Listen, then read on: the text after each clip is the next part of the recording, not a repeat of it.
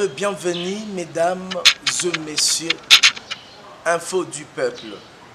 Pour la couverture médiatique, annonce et publicité de vos entreprises, de vos produits et tout consort. Info du peuple, vous voulez passer votre message religieux, politique, social, vous êtes l'invité du journal. Info du peuple, avec des journalistes de haut vol, c'est pour vous servir. Pour tout contact, plus 243 81 27 34 222 90 68 777 85. Info du peuple dans vos salons, chez vous. On est là à votre service.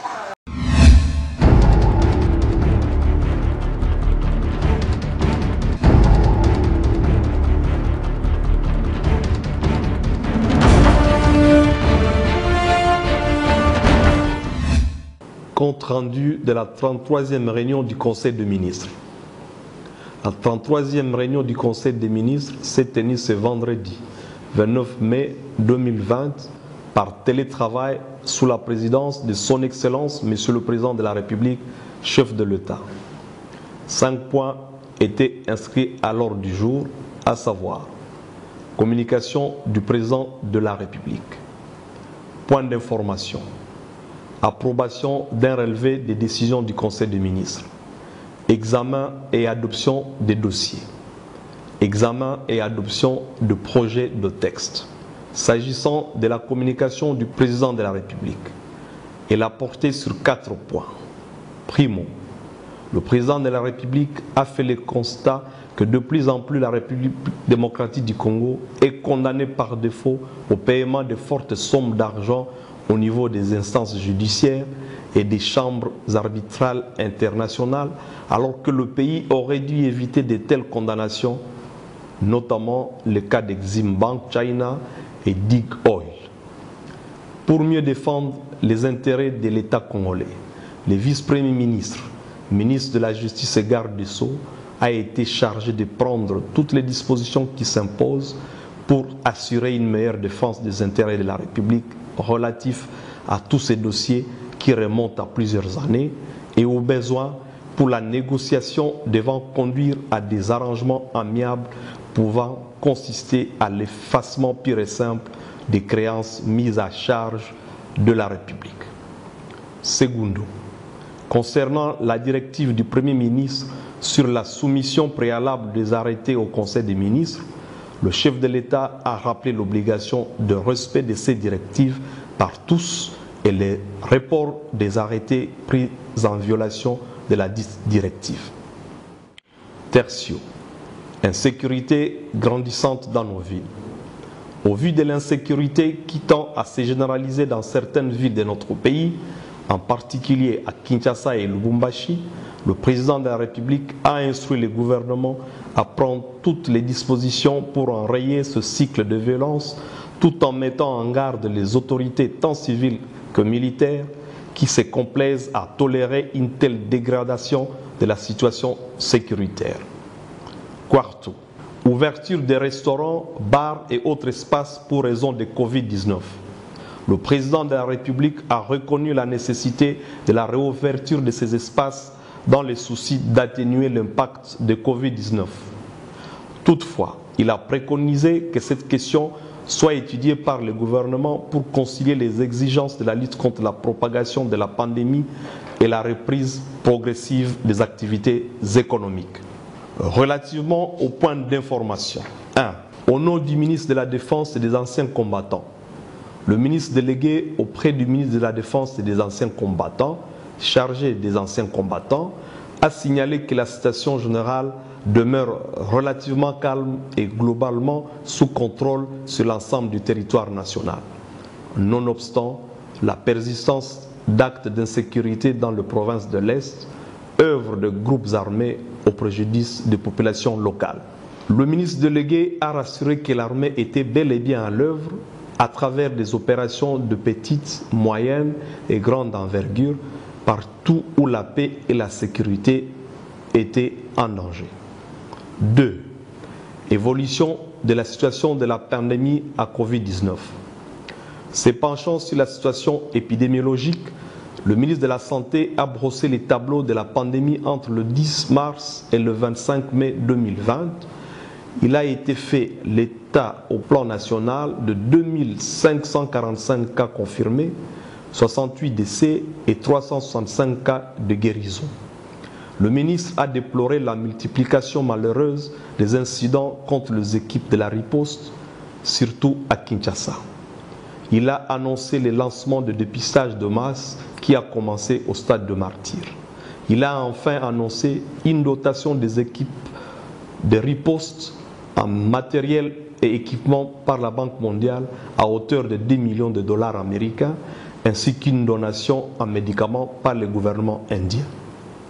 Complétant le ministre de la Santé, le coordonnateur du secrétariat technique de l'équipe de riposte au Covid-19 a déploré les relâchements observés dans les chefs de la population en ce qui concerne les mesures barrières, ce qui engendre de nouveaux foyers de cette pandémie, notamment à la prison de Ndolo et dans la zone de santé de Limete, où femmes et enfants se réunissent notamment en prière à plus de 20.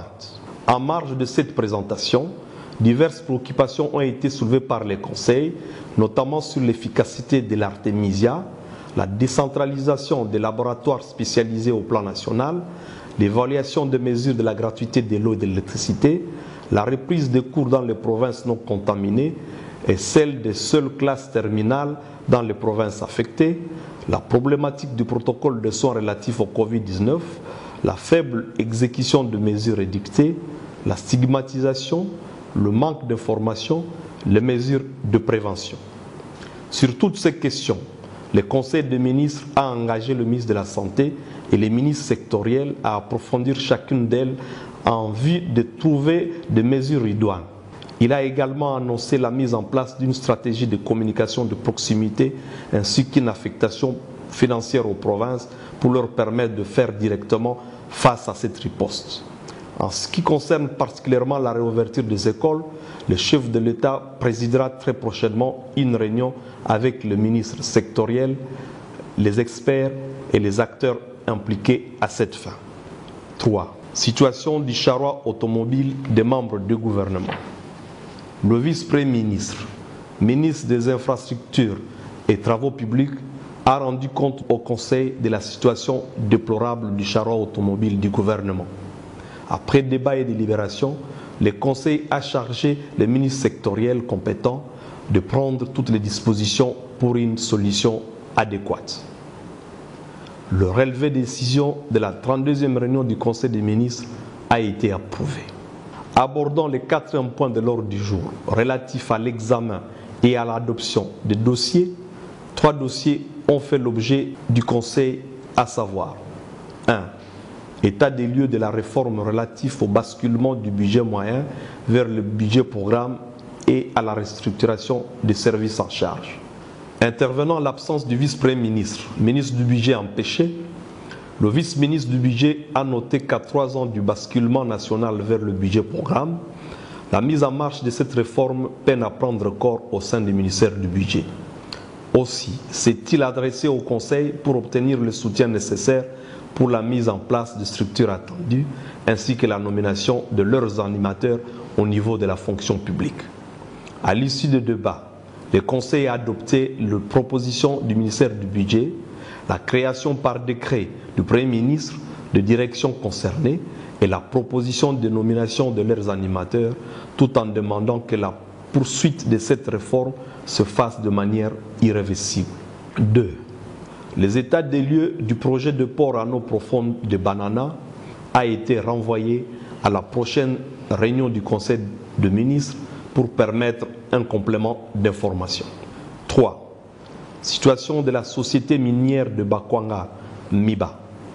Le ministre du portefeuille a informé le Conseil des ministres du résultat de la mission d'audit qu'il a diligentée auprès de cette société et dont le rapport daté du 23 mars relève d'importants dysfonctionnements au titre de la conformité, de la gouvernance et management, de la production et de la gestion financière. Ce diagnostic établi, le ministre du portefeuille a proposé au Conseil une batterie de mesures thérapeutiques en vue de mettre à flot, autant que faire se peut, cette société qui constituait hier encore la fierté de toute la nation. La situation actuelle de l'AMIBA a préoccupé profondément le membre du Conseil qui a décidé de la suspension immédiate du Conseil d'administration et de la Direction générale, ainsi que la désignation des chargés de mission aux fins d'examiner les pistes de redressement de la situation et la convocation d'une assemblée générale. Au cinquième point de l'ordre du jour, examen et adoption de projets de texte. 3 projets de texte ont été soumis à l'adoption du Conseil des ministres. 1.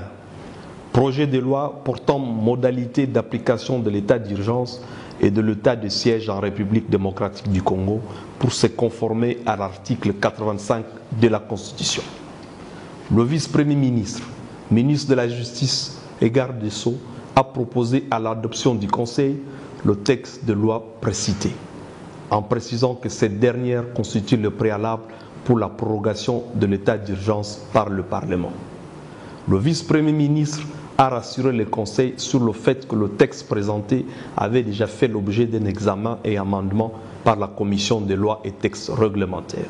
Après débat et délibération, le projet de loi a été adopté moyennant amendements et toilettage qui se feront par la Commission des lois et textes réglementaires, dont la réunion se tiendra ce samedi 30 mai 2020 avant la transmission du projet au Parlement.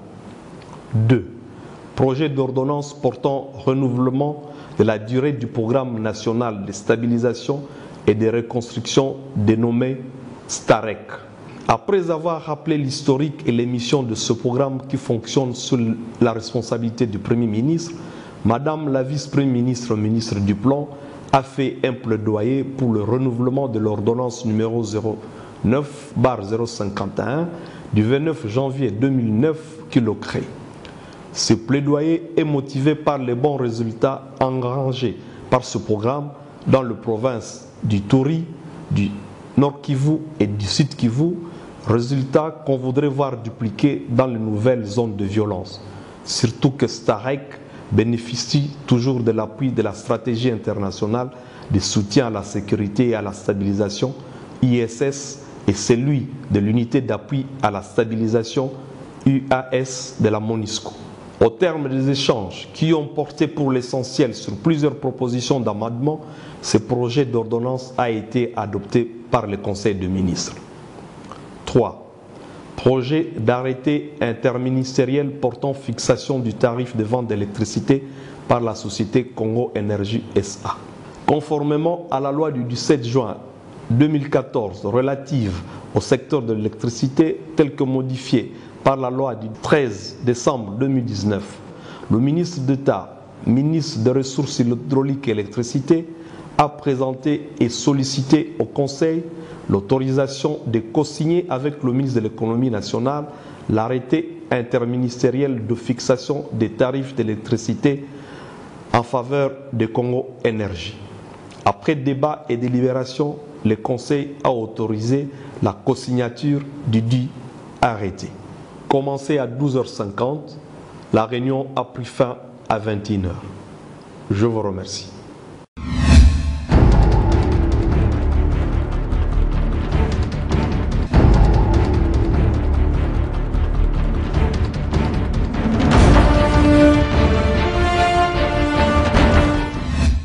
Bonsoir chez vous, mesdames et messieurs, partout où vous êtes dans le monde, je crois que vous avez aimé cet élément. C'est un travail d'équipe, c'est un travail de votre magazine Info du Peuple TV. Et je vous demande de vous abonner massivement et surtout d'aimer nos éléments et faire de ces éléments une large diffusion en partageant ces vidéos chez vous. Vraiment, c'est une équipe qui est constituée de Rodin Talaï, Grâce Kagarabi, Jonathan Lotutala et moi, votre humble serviteur Ben Kadekabantou. Je ne peux pas oublier Josué Bolapanze et Christian Massamba. Maman Jackie Elungu des Progrès, vous êtes à Londres. Jonathan Elungu, le grand juriste. Je n'oublie pas le prophète Eli Elungu, Rebecca Elungu, Maman Béatrice Lofanga qui réside certainement à Bristol. Je vous demanderai de suggérer. Parce que le journalisme et surtout le média Même s'il s'agit du média social, nous ne pouvons pas oublier que le média a un rôle du seringue hypodermique, c'est-à-dire que nous injectons un comportement dans la société. Alors vos suggestions seront les bienvenues pour nous aider à pouvoir bien faire notre travail. Je vous dis au revoir et continuez toujours à partager et à s'abonner dans notre chaîne YouTube, Info du Peuple TV.